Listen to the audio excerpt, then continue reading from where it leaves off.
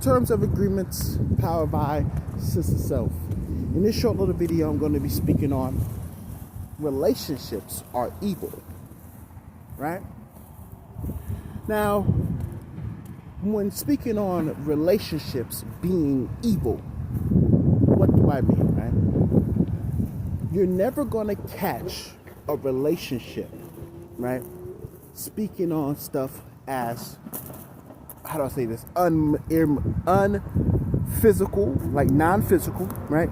Relationships are always physical, and you're never going to hear a non-materialistic approach when talking about relationships, right? Relationships, in its nature, talks about materialism, the person being an object, right? And you can try to hide from this and be like, oh no, you don't want to objectify it, but it is objectifying, because if it's not about yourself, right, then it's about some object outside of yourself, right? So relationships will always be objective, right? It would never be subjective. You can try to have a subjectiveness about the object, but it would just be coming from within you in the first place, right? So where did the wickedness and the evilness come from when in relationships?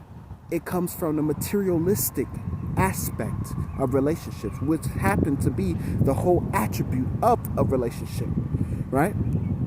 Right? You're never going to hear a person talk about a relationship and then they say you must detach from your loved ones, right? You'd be thinking that's hatred or something. Detach? Oh, that's no, you're supposed to always see your parents and stay in touch and contact with your parents or with your family or with your friends, right? Stuff like that, right?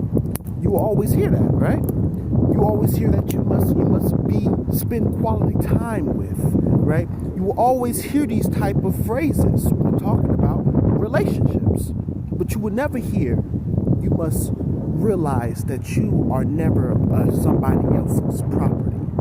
You may call it your mom or your dad or your friends, but that is not yours. She is not my mom, or that is not my dad.